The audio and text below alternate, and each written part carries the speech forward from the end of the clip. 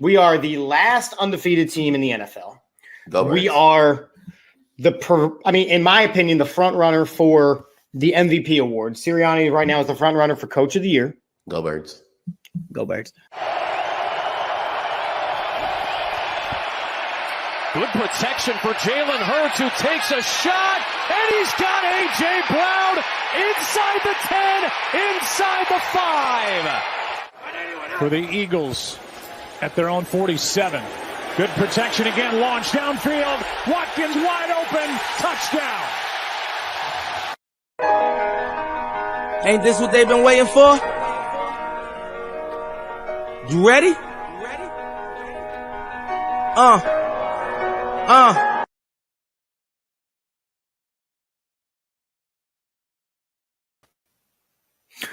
What's going on? It is the Sports Wheelhouse. We took last week off because there was not a ton to do. But this week, oh man, we have a very large wheel at our disposal. I'm not quite sure where JD went. He kind of snuck out. Oh, hey, buddy. You're running it. I'm just over here. Okay, it's cool. So we got the Sports Wheelhouse again. I am Chip at Chip for the Birds and at Umpire Stories. I got some good umpire stuff for you tonight. I am the Shenaniganer Supreme. My co-host, as always, is my man JD at D2M Pods at Kegheads_TM. He's the obvious outsider.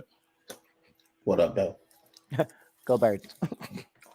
Go Birds. That part always cracks me up. I'm like, that is like the lamest thing I've done. Where I'm like, go Birds. Listen, man, it was funny in the moment. It was funny in the moment. And because we have the internet, people don't forget. Yeah, we don't forget. Yeah, so JD, it's been like 2 weeks, man. We had a really good streak going. I'm sorry that, we both were looked at each other. We're like, yeah, not today. Listen, it happens where, when you're your father, your husband, I mean, it just stuff happens. Had graduation today, so we're just really going strong. Yeah. Something that's not on wheel. I just wanted you to tell me a little bit about your events of the weekend. You were doing what, a spring game? Yeah, we had a spring football game. So this is not part of the wheel, but I just want to know about this because your pictures were dope. So we did a spring game. My high school does a spring game every year. Great high school, shout out to them. Really, really good turnout for a spring game. Felt more like a summer game, honestly, because the heat was crazy. But super big turnout. You got a couple 4 stars on our high school football team, so it was really good turnout. The pictures came out dope because they were dope. They were in the right positions. It was fun to be out there just taking pictures, not having to coach anything. So it was great. It's like my new job at my school now, so it's gonna be great. So no more in the classroom, just mostly just taking pictures and doing social media. Yo, because that teaching thing is crazy. I don't mind the teaching. I just like the pictures more. They like the social media aspect more. We're at a point now where I think like I have like 6 days left of school, and I'm like, come on, buddy. Come on, buddy. These teenage hormones are getting out of control. Come on, buddy. Well, we had graduation today, so that was like a huge deal. Getting like graduation out of the way. Basketball season starts for me literally Thursday, so we're back in basketball mode. We're gonna be turning, burning, summer ball going. So I'm excited, man. Let's do it. Go Jackets. So let me ask you a question because I saw something about. Again, we're just not even on the wheel yet. Sure. So my school district that I teach at had a pretty good program as far as high school basketball goes. They were developing youth stuff, but the head coach was literally staying on until his son graduated from the team. The son got into college, coach quit, which again, we kind of knew that was going to happen. He was like, I'm going to quit. And then nobody listened. So they quick hired a dude to coach last season. They did okay, fine. I just saw today a posting for a head varsity basketball coach in my district. How does a team build a program with 3 head coaches in 3 years? I mean, if you want my honest opinion, I do. I honestly do because I'm worried here.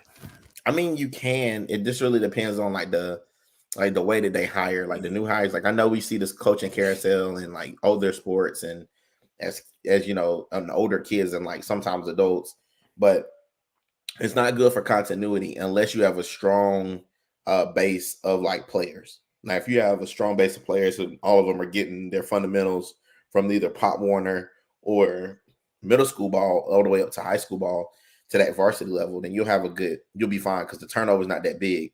But like losing a head coach and then subsequently losing like assistants and then losing JV coaches and losing C team coaches all the way down to middle school ball, it does play a huge factor, a huge role in how those kids are being trained. The teams that we see that have the most success are teams that have continuity, regardless if it be the same system is being ran from the beginning of high school all the way up to the varsity level, or from the middle school level all the way up to varsity. And then you got like certain places that just don't have systems. They just got, a really good talent pool to pull from. And then at that point, it don't even matter who the coach is. Like you can go out there and get Lynn Dixie to coach the team and it'll be fine. And it's funny because so that's the basketball program at my school district. But this weekend I just did a tournament, which was the first time they did this tournament for baseball, where it was all 4 of the youth organizations that feed into the high school played a tournament against one another. And the head coach of the baseball team and all of his varsity players were there working the tournament all weekend. So it's kind of like the flip side of that, where it's like, we know the youth program coming up. We want to see these guys competing against each other. These kids go to the same schools. They play in the same circles, but just not in the same national division. But at some point they're going to come together. So I thought that was a really cool thing, but it's just the flip side of what we're talking about.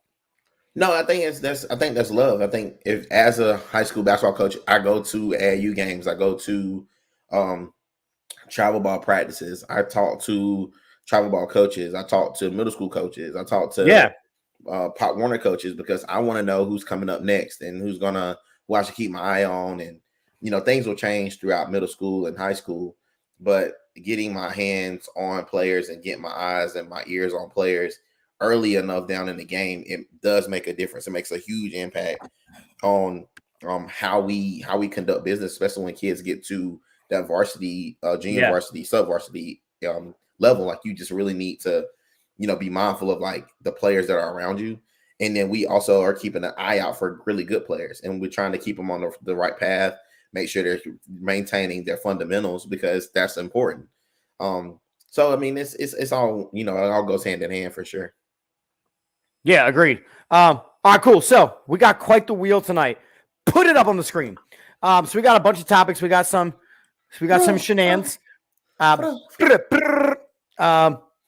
know if that was like gangster or if that was like the wheel spinning, but it was definitely like, it sounded more like a wheel. It was more turnt than I was expecting to get there. Sorry, I'm coming off a baseball game tonight. We're good. So we got quite the list of topics. Some of them are really quick. Make sure you're getting those comments in, talking to us, talking to the people, sharing all the good stuff out. I'm going to spin the wheel. JD has not seen the wheel. He is now kind of seeing it, but he does not know what the topics are about to be. So we start with. For real. All right, this is a 30-seconder. So, Jimmy Garoppolo signed an obnoxiously large contract with the Oakland Raiders. Sorry, apologize. The Las Vegas Raiders. My bad. Yeah.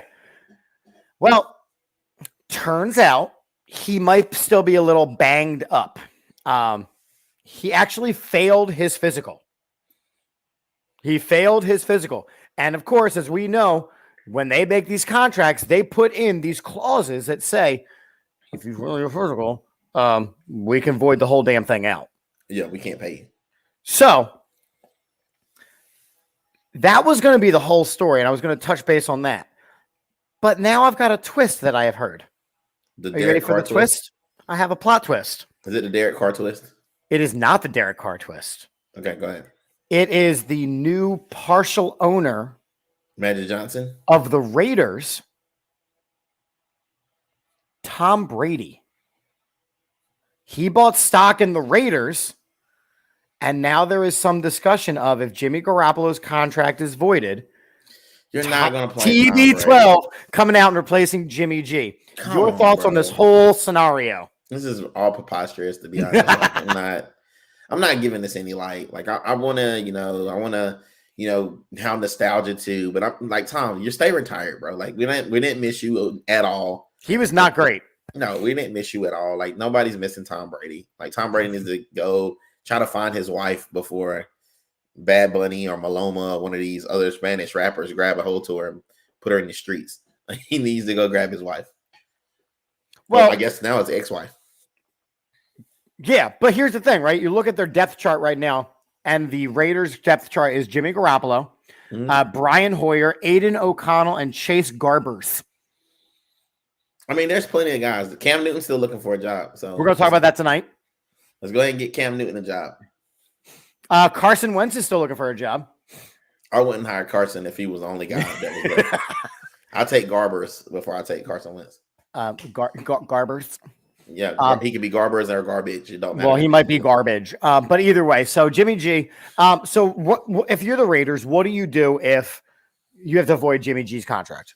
I'm going to find me a really cheap quarterback because what happened is with the Raiders, they're in a total rebuild anyway. But they're not. See, that's what I was going to tell you. They're not. If you look at the rest of their offense, look, you've got Josh Jacobs, a running back, who's a stud, Devontae Adams, Jacoby Myers, Hunter Renfrow, Austin Hooper. So your offense is pretty good. You still have questions at the offensive line. Your defense, you've got Max Crosby and nothing much else on the line, maybe Chandler Jones.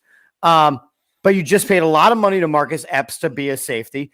But you've got some players. This is a rebuild. You've got a big stadium to fill. Listen, I get what you guys are saying, and I understand that. I love all y'all. But what I'm trying to tell you is this is a rebuild, if I've ever seen one. You got rid of Darren Waller, and you traded him to New York, trade him away from his wife for freaking what? Like, just so you can go and put all your eggs in Jimmy G's basket? Like, no, he hasn't been healthy in years. He was never supposed to be the heir apparent to anybody. But this will be the ultimate, like, kind of screw you to Jimmy Garoppolo if Tom Brady takes his spot, because remember, that's what Bill Belichick wanted to do for him. And so, Jimmy G showed out that year. Yeah. So I think this is the ultimate FU from TB12. If he's like, you know what, you thought you had a chance, thought we were going to get this bread, but no, I'm going to replace you myself. So, I mean, I don't hate the storyline. So just something to watch for whether or not they're going to have to end up voiding his contract. All right, we're moving on to the wheel. I'm watching a lot of Creed lately. I haven't seen the third one yet. It's good. Oh, this is another quick one. Okay. All right. Take my screen down for a second. You want to take you down? Take my screen. Just my wheel screen. Give me a second. I'm going to put something on the screen. Give me a second. Hold on. I don't know what you're doing. I'm going to tell you. So I saw something. You're making me very nervous. I saw something on the intranet, and I would like to know if you would take this deal. I need to see what these interwebs are. This is an Embiid deal. It is an Embiid deal. You may put my screen back up at this point. Embiid trade. That's all I see. Hold on. I got to actually share this tab. All right. Embiid for Wemby. Spurs would get Joel Embiid. Sixers would get the 2023 number 1 overall, a 2024 first rounder, Doug McDermott, and Devontae Graham. Would you take this deal? Guys, Sixers fans are going to hate me. They're going to hate me for this, but I would do this deal. Do tell why. From a hold on, sorry, it's only you. From a basketball perspective, I would do this deal because you're watching an Asian Embiid basically limp his way through the rest of his career more than likely, because he's just had so many years, so much time put on him. Wemby gives you a brand new shot with another big. You're not giving up anything but one player for him, so you still keep your core players that you can't help. I mean, you're going to probably lose James Harden in them anyway. You need to get rid of Tobias Harris, and if you gotta wait like a couple of years to get rid of Tobias Harris's weak contract, then you can do that with Wemby, because he's gonna need those years to get good anyway and get his size together and work on his durability.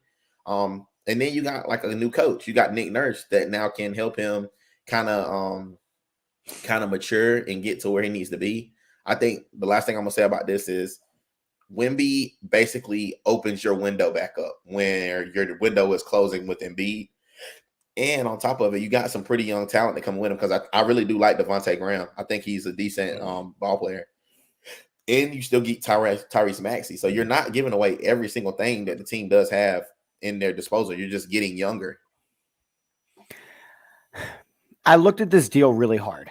And again, we're talking about the idea of trading Wemby or trading MB basically for Wemby, another first next year, and a couple of players.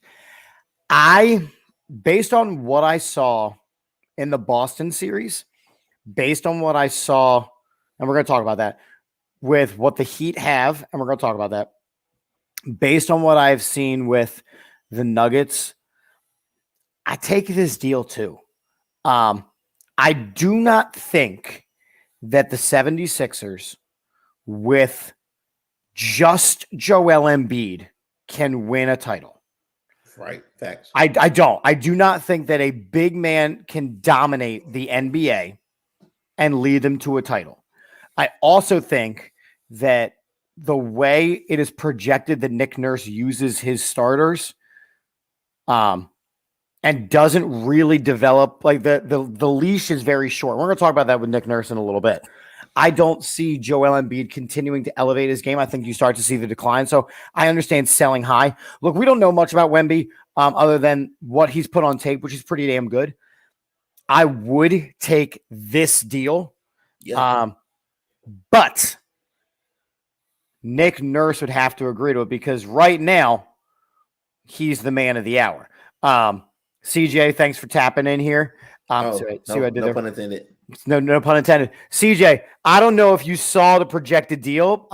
JD, put it back on the screen real quick. CJ, I know you're a basketball dude. I'd love to know what you think about this projected deal that I found on the interwebs, which is basically saying trading Joel Embiid for the number 1 overall pick, a first-round pick next year, Doug McDermott and Devontae Graham.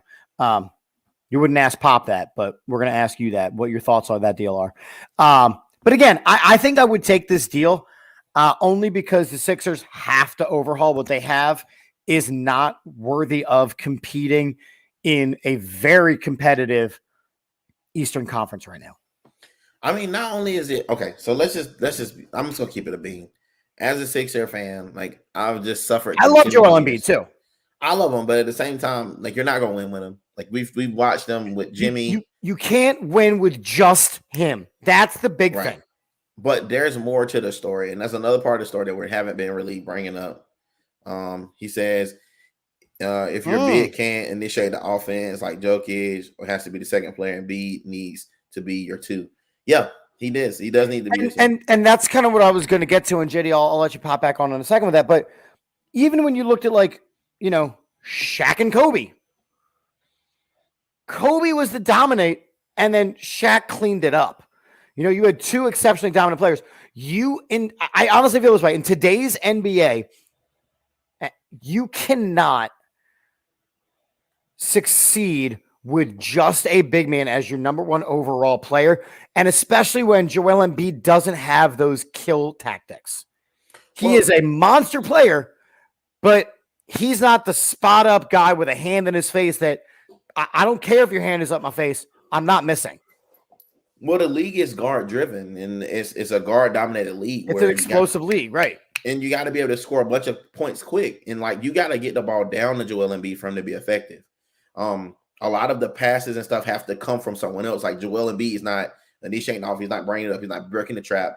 He's not doing all those things. So you have to have a guy to facilitate the ball to him and put him in positions to still score the ball. Now, regardless if he has ball handling or he has this quick twitch or maybe shifty for a big guy, he's still 7'1". So, you still have to give him space and allow him space to work. So he's saying I wouldn't take it. You need the guard that can create and facilitate. Only reason I say I take it, CJ, is just about just the simple fact that he's getting older. You can't. There's one that is a free agent. I don't know who you're talking about. Be more specific. And let's be real. You lose Harden, you get better when you lose Harden. K11. Oh, Kyrie. You get Kyrie, but at what cost? I don't know if you can pair Kyrie with Embiid. You'd be like adding oil to water. You just watched them with James Harden. You just watched Kyrie with Luka. But that didn't go well. You didn't, it wasn't the best scenario, and he wasn't happy there. He won't be happy in Philly. Philly's way too opinionated. And the thing about Kyrie, Kyrie can be on a team and lead that team. Right? He needs to be the alpha in any room he goes to. Right. But And you're doing I don't it in see that Philly. pairing with Embiid. I don't see it working with Nick Nurse. There's that too. I don't see it working with Nick Nurse. And like that's another part of this whole thing that we're trying to come through is that we're expecting this Nick Nurse experiment to work as well. I was happy with the news, but I say you break the whole thing down. Kyrie is the best option that's available for Philly in the free agent market. He is, but what I'm telling you is that the free agent market is looking real slim right now, and we don't need free agents because we don't have that much money because we got this crazy thing balance. You got Tobias's contract. Tobias, yeah, you got this crazy money that's and whatever we're going to do with Harden. Harden's money, because with James walking, they are kind of drawing the dead. I mean, you still got Maxey. So you still got Maxey, and it's like you need to develop him. Like, because he's on a rookie contract. You don't have to pay him any big money yet. So you have to kind of see what you got with that. And the only way to do that is you have to let him play. Yeah, we know. Well, I mean, we know the cap is up for debate. Listen, I get what y'all saying with the cap, but you got to have the money to pay him. And the money that we don't have to pay him is because we don't have enough money to spread out over enough time of Tobias's contract, because Tobias is getting way more money than he should be getting. He's getting a max deal, even though he's not a max player. So you have this max deal guy that's giving us nothing, who disappears in the playoffs. You're getting another guy with Tyrese Maxey, where Tyrese Maxey's on a rookie contract, but he's at the end of that rookie contract. I think he'll even be a restricted free agent next year.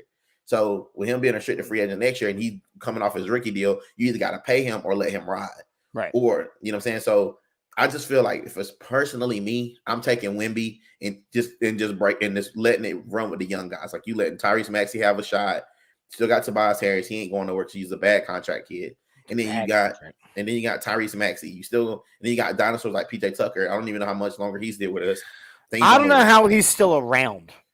You know what I'm saying? So we got some bad deals we did, and we kind of stuck with our feet on the bicycle on that one. So I don't think the answer is Kyrie Irving, though. I mean, I like the idea of having him, but with Nick Nurse, I just don't know what kind of version. Now, because Nick Nurse did bring Fred VanVleet along, because Fred VanVleet was not, I didn't think was a dominant player, and Oscar Siakam. So I thought he did a great job with both of those players. So maybe you get Wemby and he turns them into the next Oscar Siakam. And I mean, I don't think this deal is going to happen. It was just for fun, but we spent a lot of time on it. I think that there are some moves that are coming down the pike. Something's got to happen. We spinning. We got to spin. Oh. The finers. All right.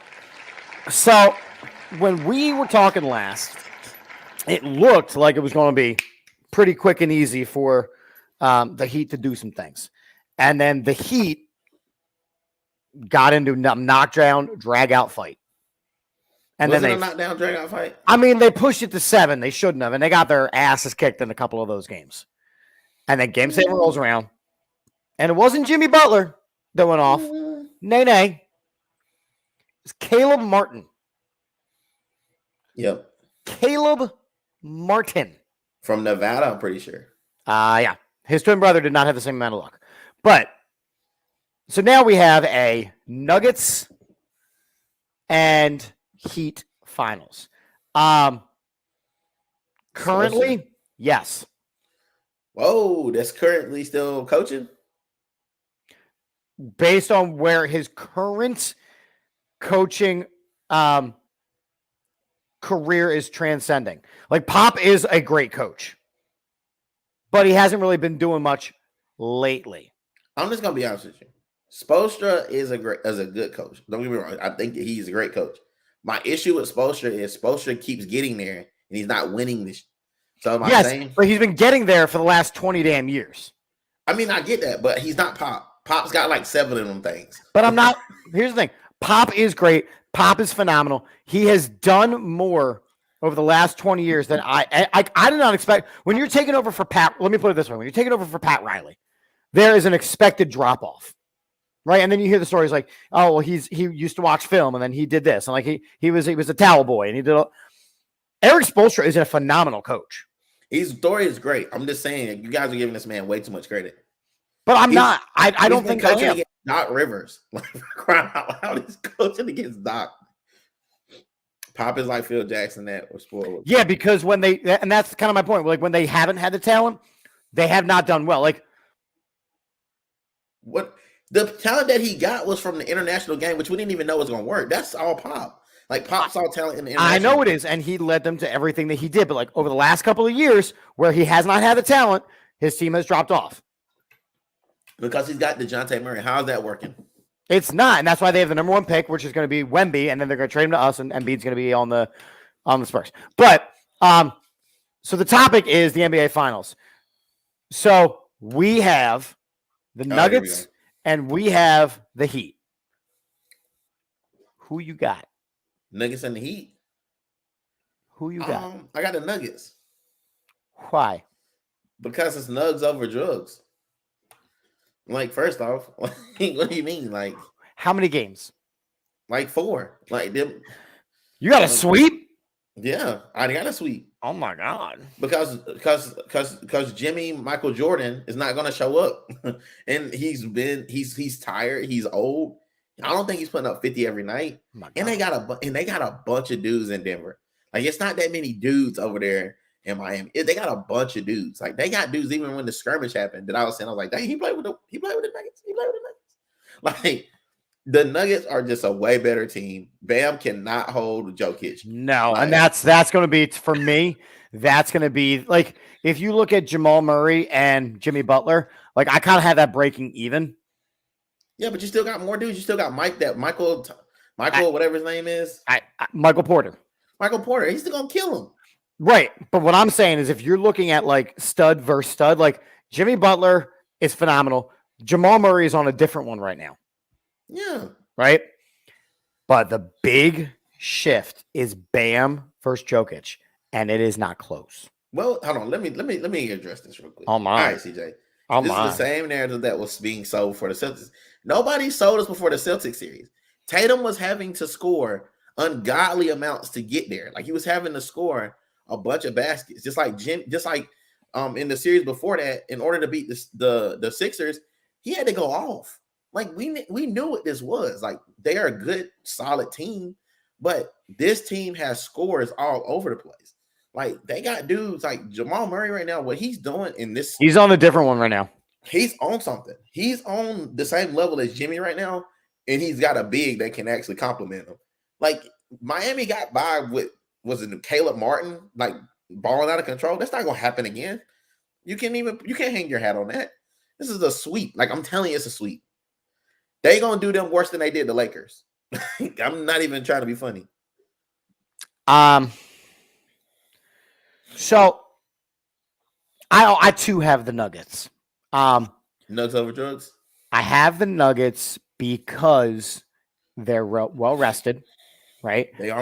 I got the Nuggets because the Heat just went through an emotional series where they really had to get up and fight. But besides that, the Heat's entire playoff run has been exhausting. You know, they lost the original playing game. They had to win the make or break playing game.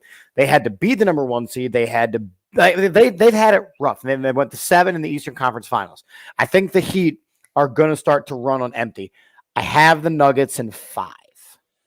I'm not even giving a gentleman's sweep. I have them in 5. I have the Nuggets winning game 1, Heat game 2, and then the Nuggets put it away. All right. Are you ready for me to tell you how this is going to go? All 4 games. They're going to start out in Denver. Nobody wants to talk about playing in Denver except for people who play in Denver. There's no air in Denver. There's no air. These guys are used to it. They're not exhausted either. They've been resting for like 5 to 7 days. So they're going to be well rested. They got the best big in the league with Joel Embiid. Like, you got the best big. With Joel Embiid? With Jokic. She's with Joel Embiid. Like, they're the same. I'm like, wait. I'm like, we didn't do that mock trade. Like, we didn't trade Jokic for Joel Embiid. No. I'm just saying you got 2, really, really solid big. We got a solid big. You got Michael Porter that we talked about. We got Jamal Murray. And so I think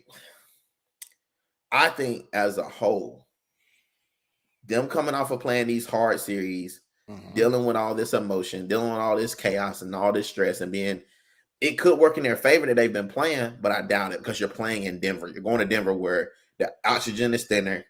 They're going to look sluggish. I'm telling you, they're going to look bad. And when they do, I just want y'all to know, you here first. they're going to come out sluggish because that air is different and people don't want to talk about it. But just like when people go play at Denver, Colorado, this when they play like the Denver Broncos, it's the same thing. They tell them how, especially for African Americans, we need our oxygen. Like we need it. We need it. I'm telling you. I mean, I do think that the Nuggets are just the better team overall. I mean, the Heat have Jimmy Butler, but Jimmy Butler is going to have to score 55 points a game to keep it close. Listen, I'm not even worried about it. I'm not even getting my hopes up. Don't make the bet for the. If you believe so, Tap, go make that bet over in Vegas. You'll be a very rich man, but I don't think nobody's taking them. Okay. Let the odds forever be in your favor. Okay. The wheel spins again.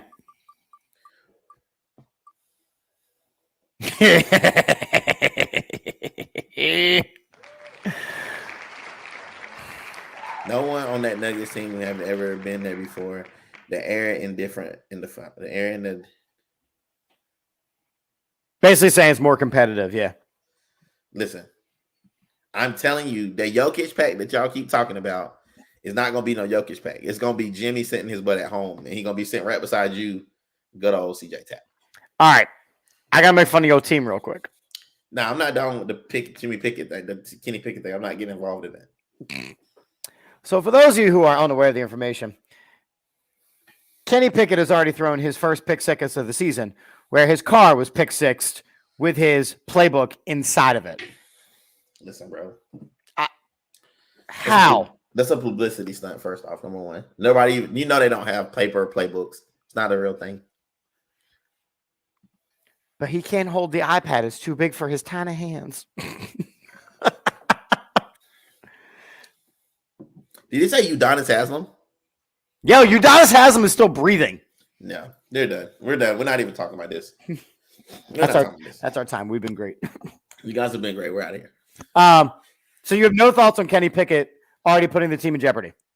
She's not putting the team in jeopardy. Putting the team in jeopardy. I don't think it's true. His car got stolen with his playbook inside of it? I don't think his car. I think his car might have got stolen, but it didn't get stolen with his playbook inside. You know who I bet it was?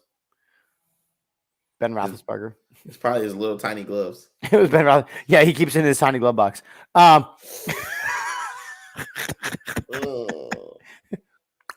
that's rough. You ever see that scene from Saturday Night Live where he breaks out the cell phone and he's like, "Oh yeah."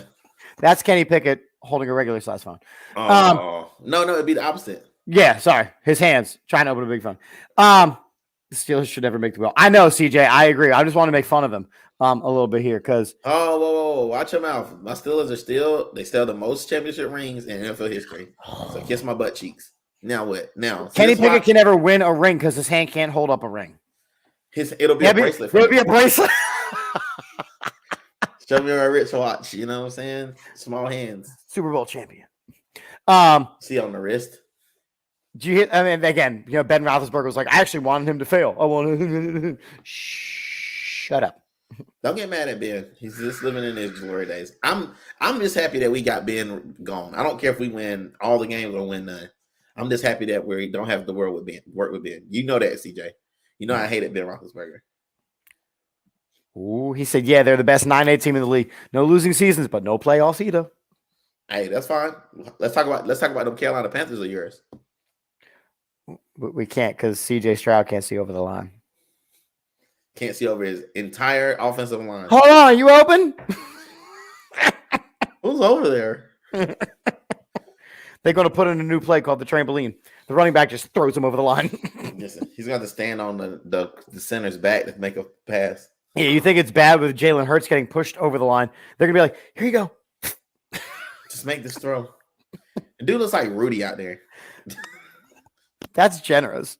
Bryce Young. Sorry, we got on a break making fun of Bryce Young's situation. Oh no, we don't care which one it is. Like it doesn't matter. I don't think CJ Stroud's gonna be any good in Houston. I'm gonna put that out there right now. Keep 100. CJ Stroud is gonna struggle. It's not gonna matter. Like I told CJ a long time ago. I told CJ about Jalen Hurts. They laughed at me. Oh my God, they laughed at me so bad. How did that work out for you guys? Not great. How did that turn out? Not super. Don't worry about it. I'll wait. It's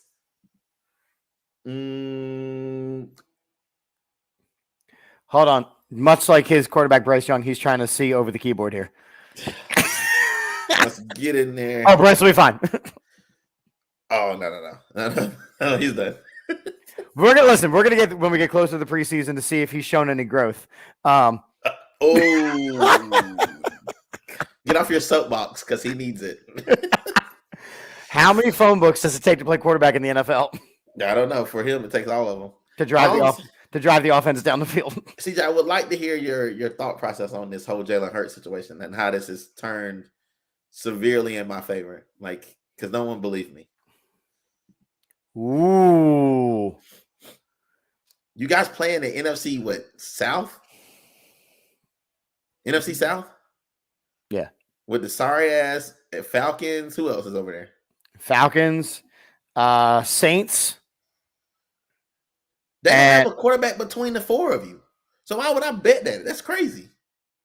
That don't make no sense. You're gonna win every game and you're gonna win every game and get smacked in the playoffs. We're gonna have to remember that. We're gonna remember because he's dropping you with a triple excuses line here. So he's gonna keep typing it. He's gonna go on quadruple it. He's about to spam the chat. Scared. Are you scared? We can make the bet, but you didn't want to make the bet about Jalen Hurts. But of course, you make the bet about Jalen and we'll talk. I'm just an innocent bystander here. This is fantastic. I have a quarterback on my team. Yeah, the one we told everybody was going to be nobody believed. Oh yeah, he can't even throw. He doesn't go through his progressions. Like, okay, how's that working out? I mean, look, we've established that you have to give players a chance to develop, right? We got to give. With Jalen, we got to understand that like Jalen Hurts happened to be a part of a team of players and coaches who worked with him and they gave him the tools they needed so he was able to be successful. If Bryce Young gets the same thing, maybe he can be too. He does not have the same physical skills that Jalen Hurts has. Maybe with Kenny Pickett, he can do the same thing. He does not have the same physical skills that Jalen Hurts has. Who? Any of those two. Jalen Hurts. Oh, he's way over Kenny Pickett, way over Bryce Young. Listen, way over CJ Stroud. We'll hit the trifecta. Listen, I don't care about either one of these quarterbacks. I'm telling you, like, Kenny Pickett is borderline trash can juice too.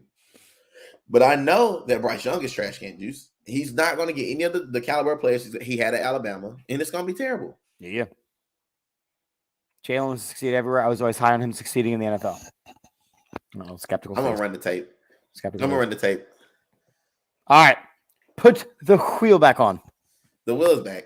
The wheel's back. I'm spinning it. Can't live with this blasphemy out here. All right, we got some topics coming up. Ooh, we're gonna do a shenanigans break. Yes, sir. Let's go. Shenanigans. I got just a couple shenanigans. So take my screen down and tell you when to put it back up. All right. All I'm saying is, I just need it to be known that D-Hop needs to come to the Eagles because that's where he's going. Yeah, that would be nice. I'd be cool with that. All right. You have to put it up on before I can put it. Okay, there we go. Put it on. This is shenanigans number 1. Oh, come on, man. Y'all killing my man, Ja, man. Ja Morant as he checks in for any game next season. Airport security need to be patting him down. It's just not getting better. Now, and by the way, the thing like with Ja Morant that is killing me is like, again, he didn't break the law. He's stupid, but he did not break the law. Listen, all I'm saying is it's either drug or alcohol induced, whatever he's going through. Yeah, he's going through something for sure. And they got to get it right before he ruins his life. And we had this conversation a couple weeks ago. As long as he has the mobile metal detector, he'll be fine. Yeah. I take my screen down for a second. Shenanigans number 2. All right. There you go. Okay. You ready? Put it up. Start, bench, or cut college edition. Oh, I can't wait to do this one. Start, bench, and cut. Your choices are Cam Newton at Auburn, Joe Burrow at LSU, and Tennessee Peyton Manning. Start, bench, and cut. Everyone was criticizing his shooting, and then he starts working on it, and then he gets in trouble. Yeah, because they were then focused on his shooting. He was working on his shooting of the gun. Definitely working on the gun. I want to make CJ very mad on this one. All right, start, bench, cut again. Cam Newton from Auburn, Joe Burrow LSU, Tennessee Peyton Manning. Start, bench, cut. SEC football. Go. I'm starting Peyton Manning. He is a GOAT, period. And I'm also going to bench Cam Newton because I believe Cam Newton in college and in his beginning career at the Panthers was phenomenal. We've talked about this. Me and CJ have had this conversation. I love Cam Newton. And then I would cut Joe Burrow. Secondly of all, just throw this out there. I love Cam Newton so much that one of our players at Greer High School plays for Cam Newton 707 team. And the way that he's like got this guy's mentality going, his name is Chase Bird. Be on the lookout for this kid. He's amazing. He plays with Cam Newton. So that's my thoughts. I have a very different take on this. Okay, let's do it. That's right. I am starting Joe Burrow, who had the greatest season in college football history. But they only had one great. Man, it's my turn. Okay. I am putting Cam Newton on the bench because he was a physical. Oh my God. And I am cutting college Peyton Manning because the proof is in the national championships as well. While Peyton Manning put up absurd numbers, played 4 years, was great, never won the national championship. He won during he played during the BCS. Like he never won a national championship. They won the next year. Hold on, wait a minute. Wait. But that's with T. Martin, right? With T. Martin. Okay. Peyton Manning's career record: 8-4, 11-1, 10-2, 11-2. Hold on, man. College career, those are. I'm just gonna start Joe. I don't know how you guys are doing this. Because again, Joe Burrow went to LSU and had the greatest season in college football history. He did that one time. It doesn't matter. He had the greatest season in college football history, and then it translated to the pros. He is having phenomenal pro careers. Because he's playing with the same college receiver that he played when in college. Great. Cam Newton was a physical freak and had the same level of success early on in his career. Now, Cam Newton we're going to spend more time talking about Cam Newton in a little bit. Cam Newton now is not the same player, but again, there was no stopping him when he was at Auburn. Peyton Manning, while he could pass and pick you apart, never got over that hump. So you mean to tell me that if you switch out Peyton Manning for Tim Tebow, then what? So then I start Joe. You start Joe still? I start Joe still because we're talking quarterback play. What do you think Timbo was? Tim Tebow was an athlete who threw the ball to a bunch of stud athletes. That is called a quarterback. It does not matter what you don't get to do that. I get to do what I want. It's my shenan. This is a shenan. Okay. Cam's offense, he did it with absolutely nothing. That is also true. Joe had arguably the best offense in college football history. That is also true. Okay. But again, throw this out there. Go ahead. From the time Peyton Manning stepped on campus at Tennessee, he was the man. Correct. And he had to play at a very high level. And on top of it, he played during the BCS era. Mm-hmm. So they had to be the number one team no matter what. It wasn't none of this college football crap where you can just be the top 4 team and get in. Mm-hmm. Like, nobody was even talking about Joe Burrow until that 1 year. And I guarantee you, if you had got rid of Jamar Chase that year, the next year, you wouldn't even have been talking about him. Uh-huh. So Cam, like I said, Cam had a hot year. But when I think about the greatest college football players of all time, I do not think of Joe Burrow. I just don't. Like, I don't care. I know everybody's going to say the season that he had was great, but I'm telling you, if you had a list of thinking about college football players, you would not think about Joe Burrow. You think about even Reggie Bush. I think recent memory you do. Maybe recent memory, but I don't even think he's the best. Because you got to think about Trevor Lawrence did the same thing the year before that. So I'm on this Saturdays Down South, best SEC players of the last decade. And here's how I know it's a joke. Johnny Manziel is number 3. And let me just throw this out here for CJ. Trevor Lawrence did the same thing the year before that. He beat Bama the year before that, and they torched Alabama. And I think he did it as a freshman or a sophomore or something. He was young, yeah.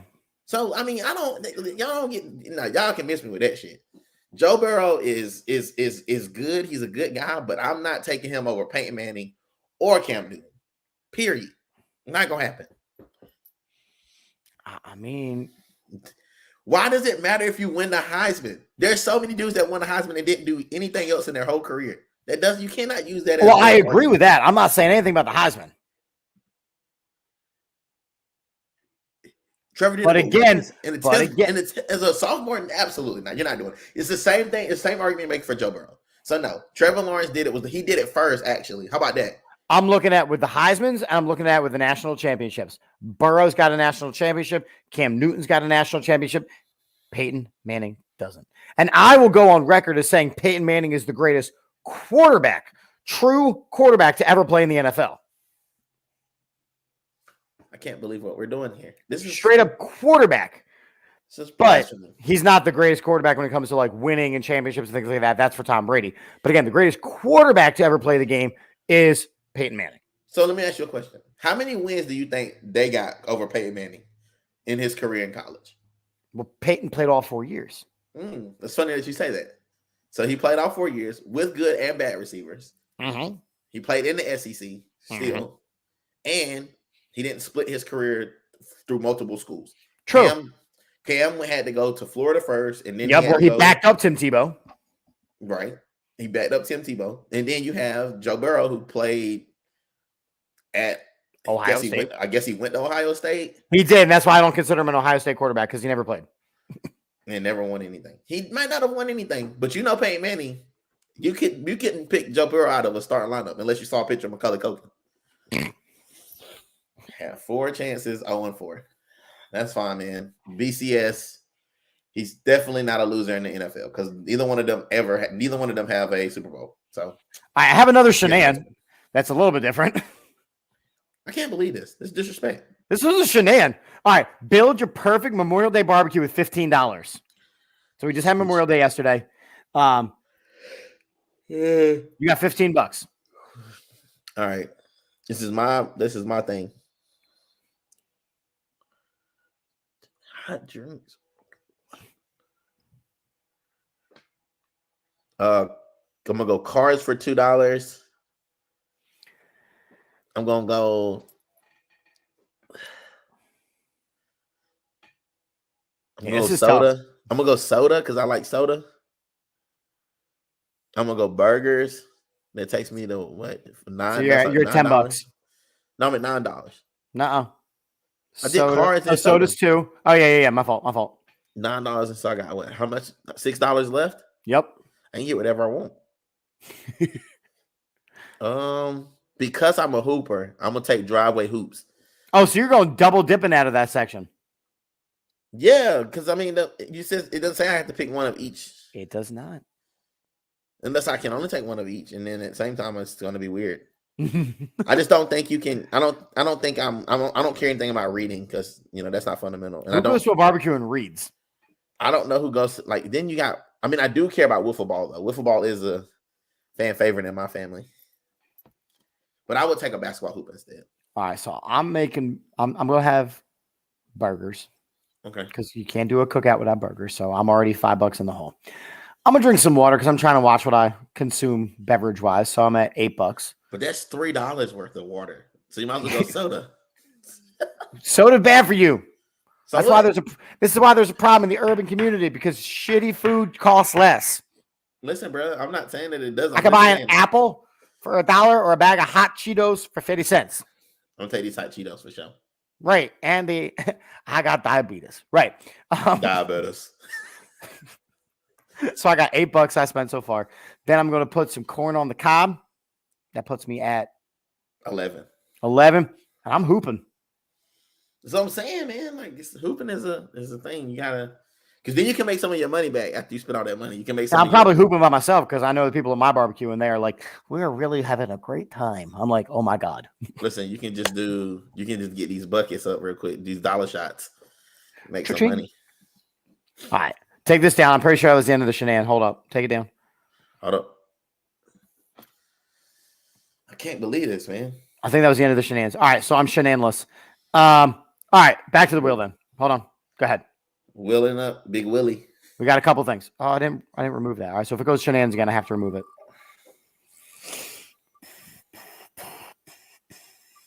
Oh my God. Tough to ump. Mm. All right, let's do this. So we got a couple things we got to chat about here.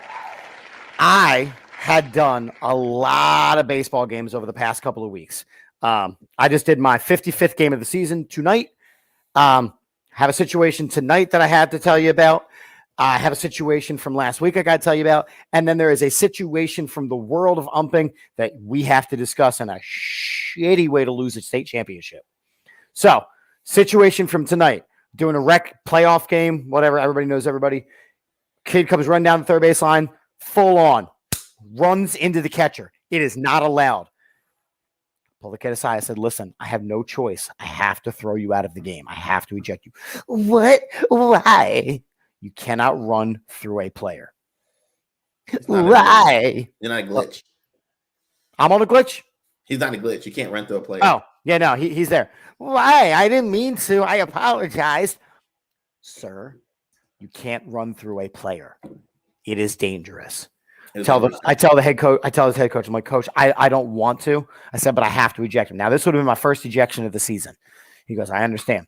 The other coach of the catcher who got run over, he goes, did you eject him? I said, by rule, I have to. He goes, I'm okay if you don't. I was like, other coach, come here. I was like, here's the rule. I said, here's what I'm required to do by rule. Catcher's coach goes, and I'm going to ask that he's not ejected.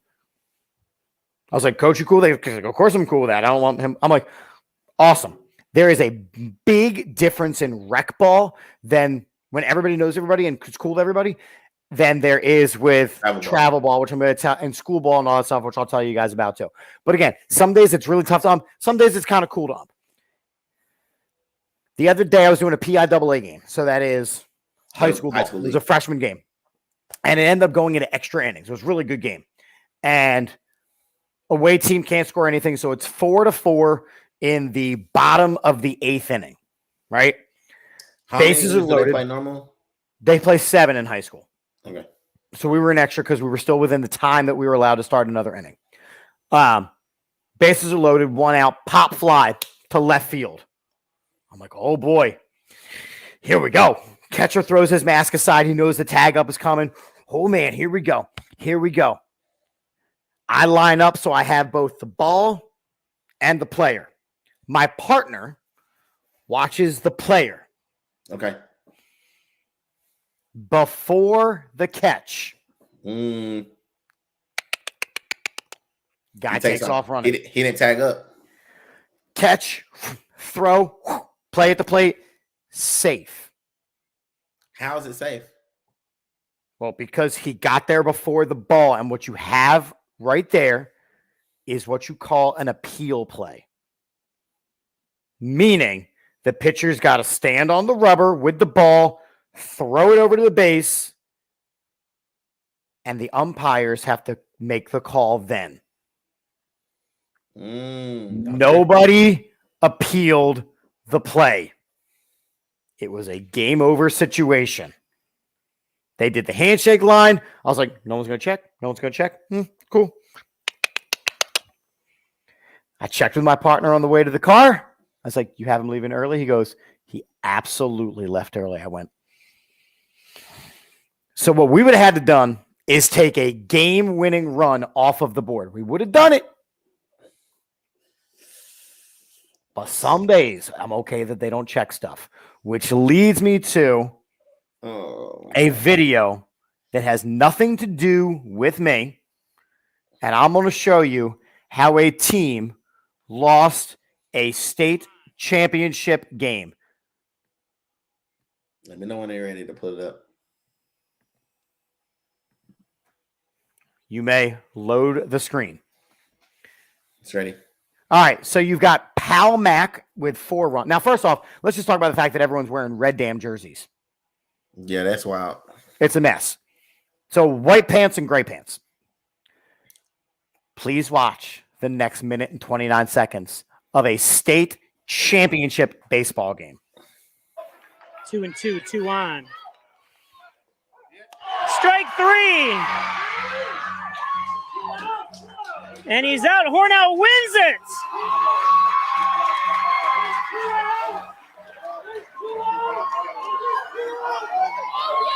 Oh, wait a minute. Hornell's got to pay attention. What is? I'm not sure what's going on here. Oh my God, this is hilarious. So is this the way it's going to end? Wow.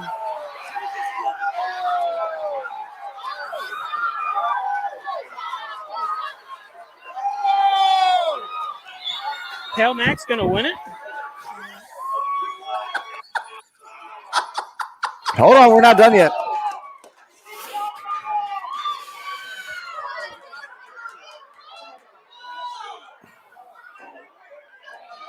I don't know which team is which team. White pants and gray pants. Gray pants Yeah, are celebrating their pants first. are dirty, though. White pants is celebrating now. White pants, they just crossed So the they're going to plate. send everyone back here. I'm not sure what they're doing Hold on, here it comes. to talk about it. Maybe not. Oh, they're giving it a victory. Wow, this has got to be the most bizarre ending I've ever seen. And Hornell's 6-5 gonna lose the victory. championship because of that. Now, Okay, I'm with it. why? Isn't that the same thing that you was talking about? No. Okay. Pull the video back up, and I'm going Hold to. on, hold on, wait. The catcher dropped the ball. Correct. It's called a drop third strike situation. When there's a drop third strike, the catcher has to either tag the guy running by him, or throw it to first base. Go back to the video real quick. He didn't do either. 2-2, 2 on. Oh, he dropped it right there. He is literally holding the ball on the ground. Right. Watch the Not base good. runner now. Strike 3. No tag. Oh, hold on. Hold on. He might have tagged him, dude.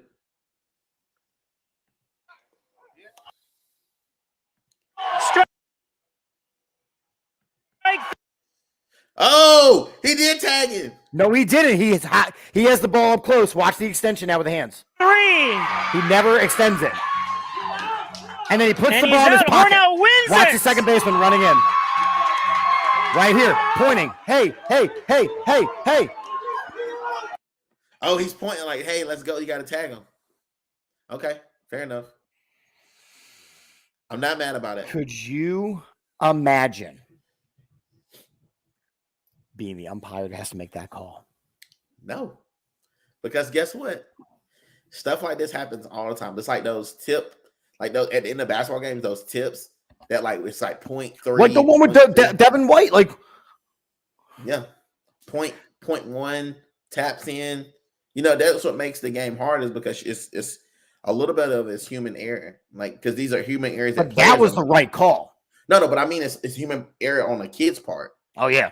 Like just not like being so emotional in the game and not taking care of business. We talk about this a lot with our basketball team.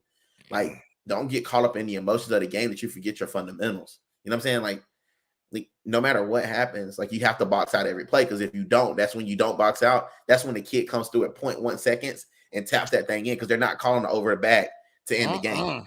You know what I'm saying? So it's just little things like that to where, you know, the fundamentals are so important. Same thing with football. Same thing with football. Even like when you're running that last play and like the team don't have but a little bit of time, like remembering your fundamentals, like trick plays and laterals and all this stuff. Like you can get caught off guard because you think, oh, that guy's tackled, but he's not tackled because he pitched the ball back. So I've seen guys lose games like that as well. So there's a lot of stuff that's been coming. Again, I've had a pretty good season, knock on wood. I haven't had to eject anybody. I haven't had any problems. I almost had the other night. I had a coach who was like stupid. Like he was obnoxious about it. He informed me that he's like, that's 3. Like I've missed 3 calls. I'm like, Coach, I need you to stop keeping track. He's like, I'm going to keep keeping track. I'm like, just go away. And then at one point he was like over at. I'm like, for the most part, everyone's been pretty cool this year. But that is one where it's like, ooh, good thing they don't have robot umps because those guys did a hell of a job. Yeah, for sure. Okay. Moving and grooving. AI could have did that though. Hey, I could have done that. All right, we've touched on it a little bit. Your thoughts on the Nick Nurse hire? Do you like the hire? I like the hire. I just don't like the hire for us. We don't have anything to offer anybody. So if you're taking this job, this is a complete rebuild. So, I mean, it's good to have Nick Nurse. It's good to have a guy that has a winning pedigree. I just don't think we have anybody to offer him that can help him win. He's basically coming there under the pretense that, they're going to do something for him. And I don't think they are. I think we're going to be, if not worse, the same as we were last year. I mean, I honestly think that you should have let Doc sleep in the bed that he made. Unfortunately. The firing of Doc was the absolute right move. Nick Nurse is a good coach. I think that it'll be nice to have an X's and O's coach, somebody that actually can draw up a play and draw up an offense and make players run it. I think that'll be great. Would you say that to Pop? That they should have fired Doc? Yeah. I think that Doc just got by on his name, and maybe he's a Hall of Fame coach because he won a title. That's cool.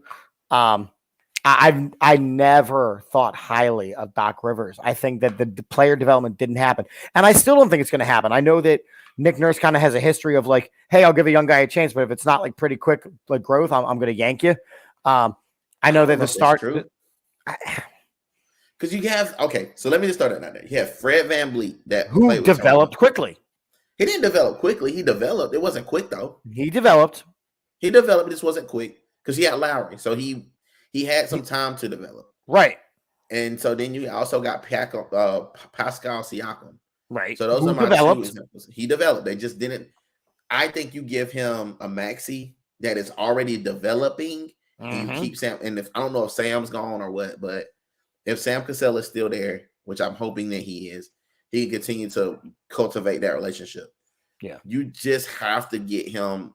He has to have some young talent to develop. And right now we don't have any young talent for him to develop. No, I think that Nick Nurse took a job because he wanted to have a job and he's already a winning coach and he's this and he's that.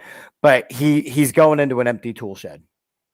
I think I would have went after a younger, unproven coach. Maybe I would have took Sam Cassell for sure. But again, that implies that you're rebuilding. So I think by hiring Nick Nurse, you're trying to say, no, we're not rebuilding.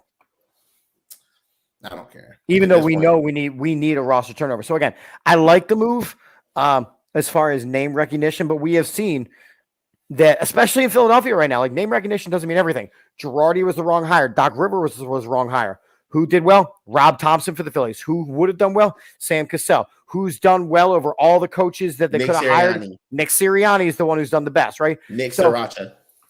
So sometimes those unknown coaches are the right coaches. Yeah, it's Nick Sriracha, man. Kiss my butt and all the other stuff.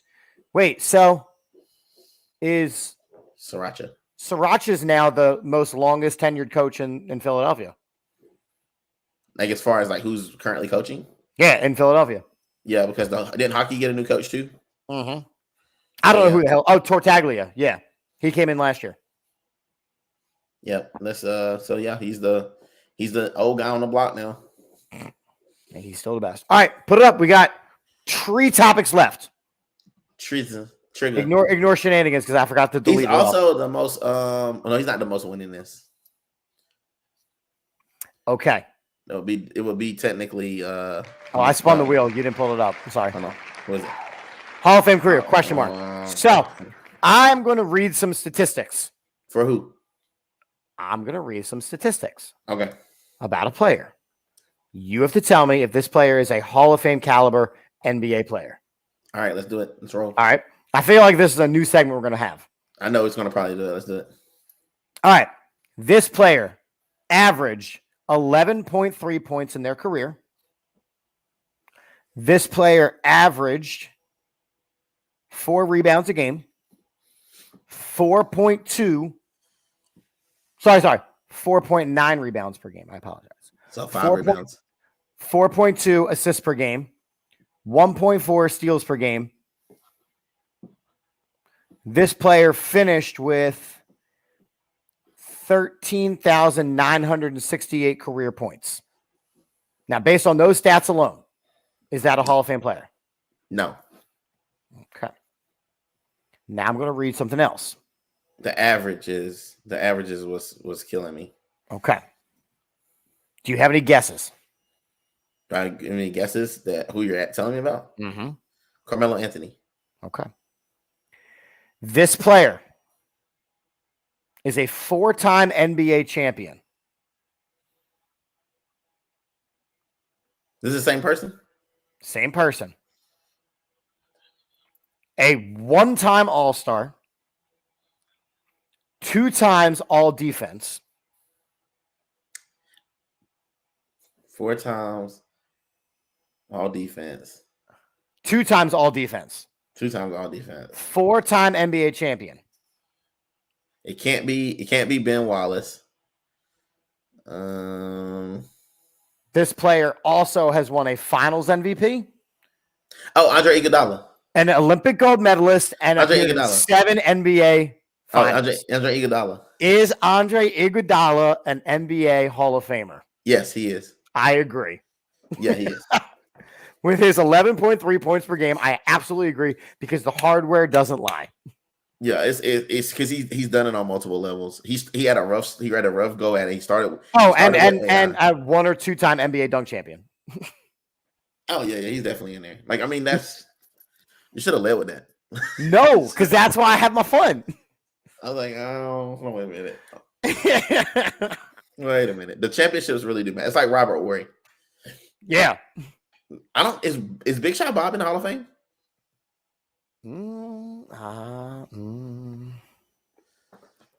Robert Horry.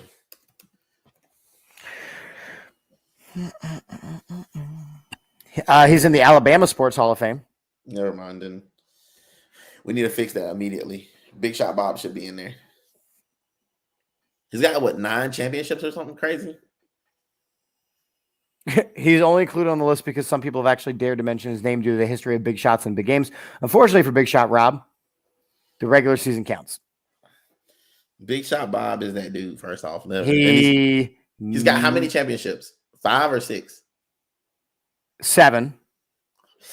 That's hard to stop, man. I don't care. But he was never an all-star. He averaged 7 points a game. You're putting Iguodala in there with 11. No. I'm putting Andre Iguodala in there with 4 NBA champions, an NBA Finals appearance, an All-Star, 2 All-Defense, an Olympic gold medalist. All I'm saying is Robert Horry single-handedly crushed the careers of like 75% of NBA players with his big shots. That's all I'm saying. And at the end of the day, he's by far the most clutch player in NBA history. So I just wanted to mess around with you there. I think that's going to be a new segment where I read a bunch of statistics and you have to tell me who, number 1, you think they are, and number 2, if they should be in the Hall of Fame. Facts. That's going to be a new fun game we're going to play. Okay. We're coming down to the wheel. We've got 2 topics left. Ignore the shenanigans. I forgot to click. Okay. Oh, this. All right. There are 2 names that come to mind for bad NFL rejects. I said NFL, right? Antonio Brown, and now Cam Newton. No, not Cam. Who has just come out and said that the reason why no team will take a chance on him is because of his dreads. Antonio Brown, who owns some sort of team somewhere, who has decided not to pay his players, has just reached out and said, Cam Newton, come throw passes. Come do what? Come throw passes. In his league? Mm-hmm. Why would we do that? To Antonio Brown.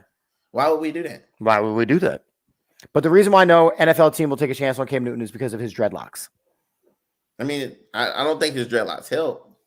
They don't. And we've had multiple conversations about this. I'm not going to get into the race of it all and what's white and what's right. But I do think that I think the dreads do help disqualify him. Yes. I agree. I do. Is that the only reason? No. Like, I think that there's some stuff where these owners don't want to. He doesn't want to be a backup. So if he doesn't want to be a backup, I don't think he's a starter anymore. And But he I has think proven that. But I do think that he was put in the can way before his time. Like I think that I agree with that too. I think that they put him down way before it was time for him to go down. And I think he had some injuries he had to battle back from, but he came back too early trying to be so he didn't get replaced. Especially in the pay with New England. Like He I think never should have gone. That is where careers go to die. yeah, I just think like with Belichick, the way he was like, it was Cam Newton was never gonna excel there. I love Cam Newton. That's one of my favorite players of all time. I love him. I just believe that if I'm being completely honest about it, I just don't think that was. I think that his dreads don't help. I think that his outspokenness doesn't help.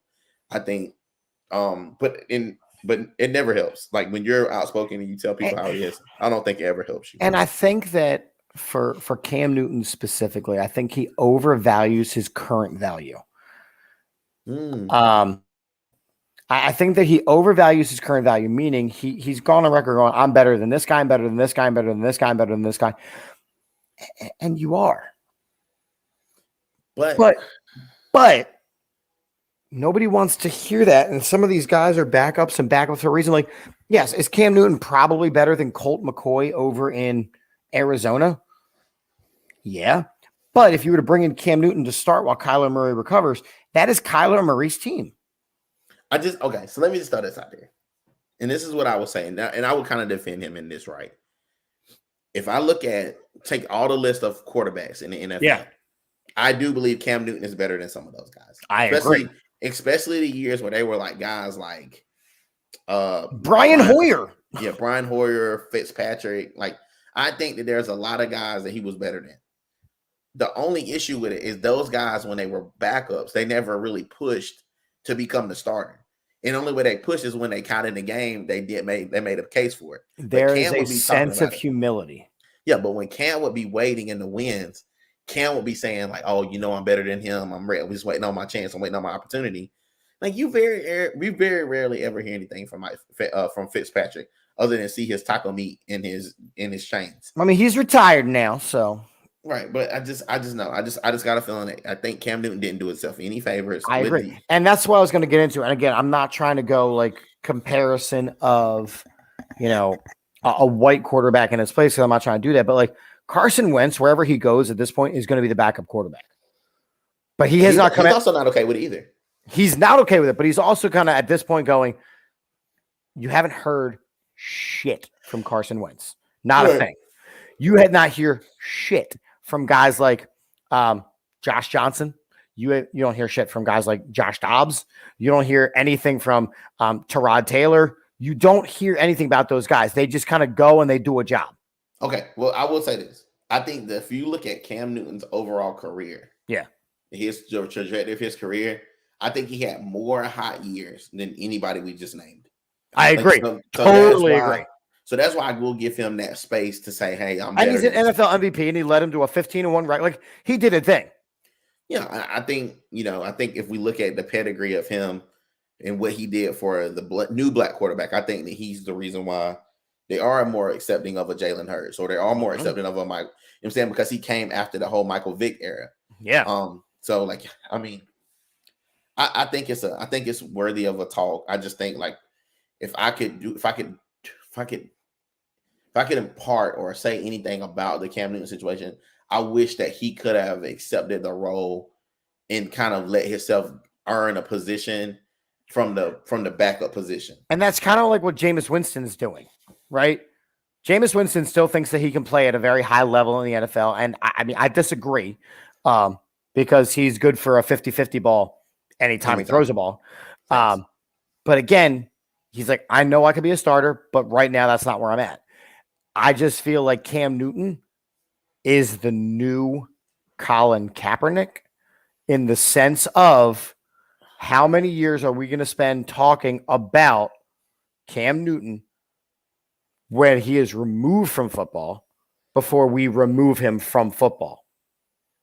Because we're going to go into training camp and people are still going to say, give Kaepernick a chance. And at this point, he's almost a decade removed from football. I mean, he's done.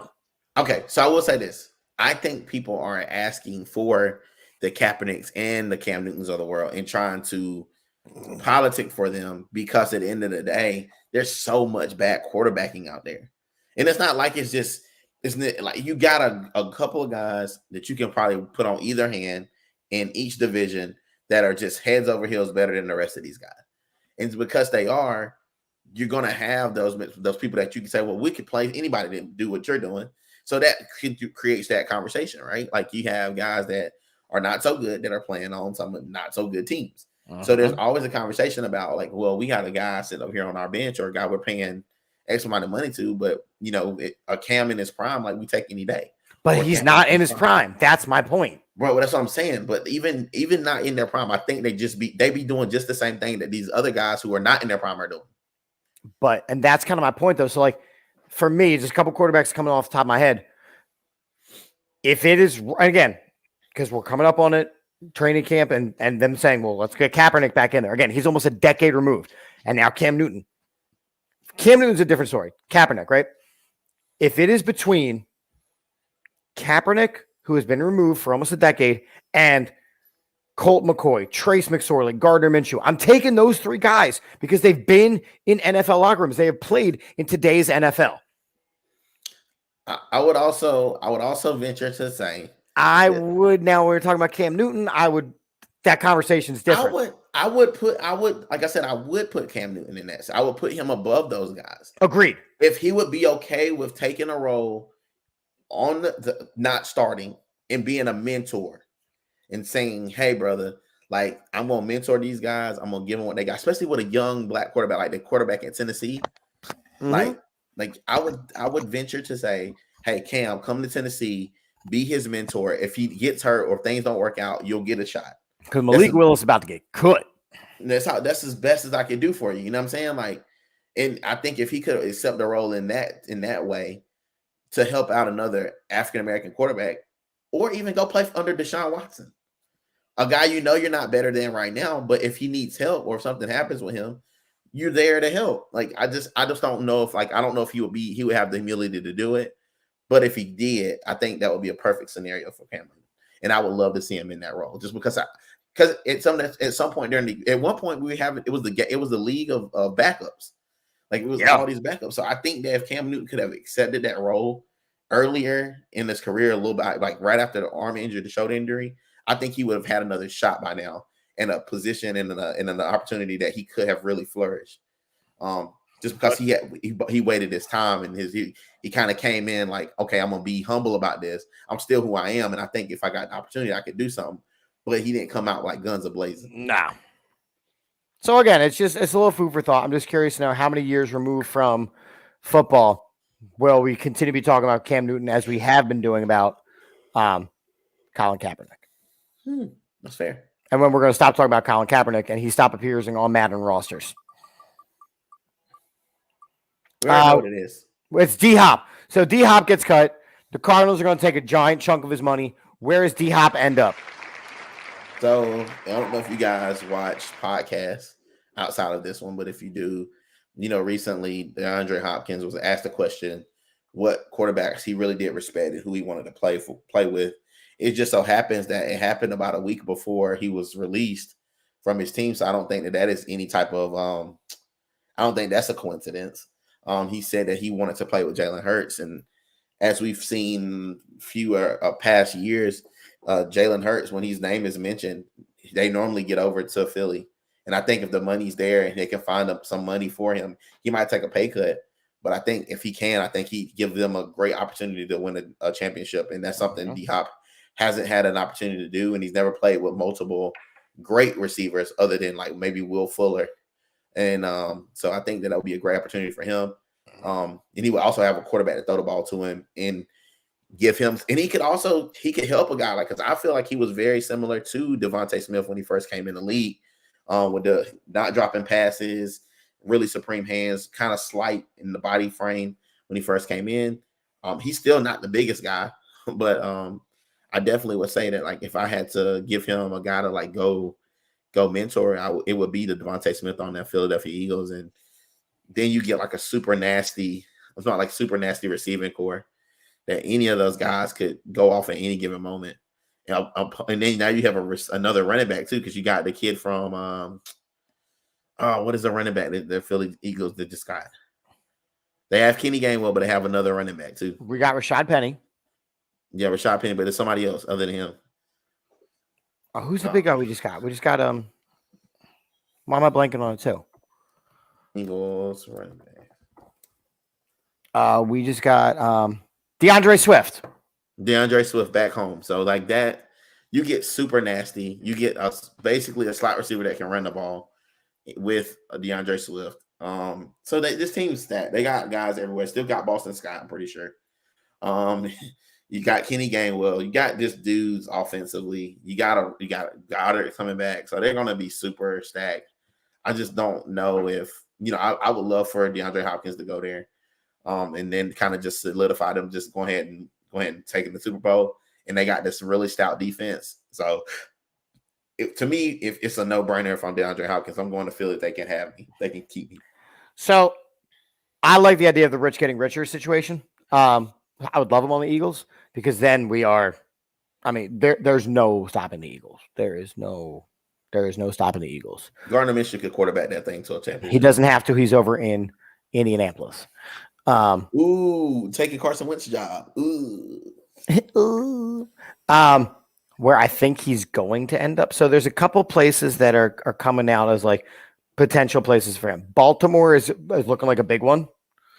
Lot of people talking about him going to Baltimore, which I can't have him go to Baltimore as a Steelers fan. That's where receivers go to die. I can't go there. I can't have him go there, and it will hurt me severely to have him over there in Baltimore land. The other place that's starting to gain traction is going to Cleveland to reunite with Deshaun Watson. I'm not mad about that. No. And they need, like, Jarvis Landry's getting up there. They got a sick running game, but now they got OBJ too. I will not admit that Odell Beckham is a quality receiver at this point. Listen, I don't know. I saw him playing a Super Bowl game before he got hurt again, and he was going off. So it can be done. I think he's still an athletic guy. I think you pair him with DeAndre Hopkins, and they also become dangerous. And Jarvis Landry isn't there anymore. Since when? I don't think Jarvis Landry is a Cleveland because he was with OBJ the first time, right? OBJ's not there. OBJ's in what? He's in Baltimore. Right. Amari Cooper is Amari Cooper. Okay, yeah, you're right. Amari Cooper's there. I do like that. That's a nice pairing. And they got Chubb in the backfield. They got Njoku. They got Peoples-Jones. Like, that could be something there. I think he ends up in Baltimore, personally. I think that he ends up. I'm not going to lie. I think he ends up. But give me him as an Eagle. I think he ends up as an Eagle. Give me him as an Eagle. I don't think you say that and then go a different route. Like, I think you say that because you mean it. But I don't know. Lamar Jackson is, the higher paid guy. I don't care about being a higher paid guy. He ain't made it to a Super Bowl. He ain't not made it to a Super Bowl. They got a defense, and I don't know what the Ravens got. The Ravens still got to go through Joe Burrow and all them. That's true. JD, talk to the people. Where you at? We're wrapping this thing. Yeah, I got look out for my photography and my videography stuff on my D2M Pods, which is now an actual LLC. As of 2 days ago, so I am officially LLC. I do videography, photography. I do commercials. So if you got like in the Greenville County area and you want your kid to have some dope photographs for sports, I'm around. So just shoot me a bug and I'll shoot them, get it done. I also do highlight films for like AAU and stuff. I'll come to your kid's game, shoot them a couple dope little highlight reel, with music, and we'll do it big. But that's what I'm doing right now. And then we got the show every Tuesday, Monday, Tuesday, whatever day it falls. Nice. Between now and next Tuesday, I got 9 baseball games coming up. It's kind of a curse. Okay. A couple of those games are semifinal games and championship games and breast cancer invitationals where I get to wear a bright pink shirt and do a charity couple games. So I got a lot of baseball. The kids are playing baseball. The kids have playoff games and things like that. It's baseball. I got a violin concert I got to go to. That's going to make my ears bleed. Yeah. So I'm around, I'm dadding it up. I'm umping it up. Again, in August, I'm going to go get evaluated to see if I can do this professionally and umpire as a pro. Okay. So I'll keep y'all updated on my journey. So I said we weren't going to see 11 o'clock. We saw 11 o'clock. That sucks. I got to go to bed because I got to work out. 11-11, send you to heaven. Make a wish. Okay, bye. Okay, bye.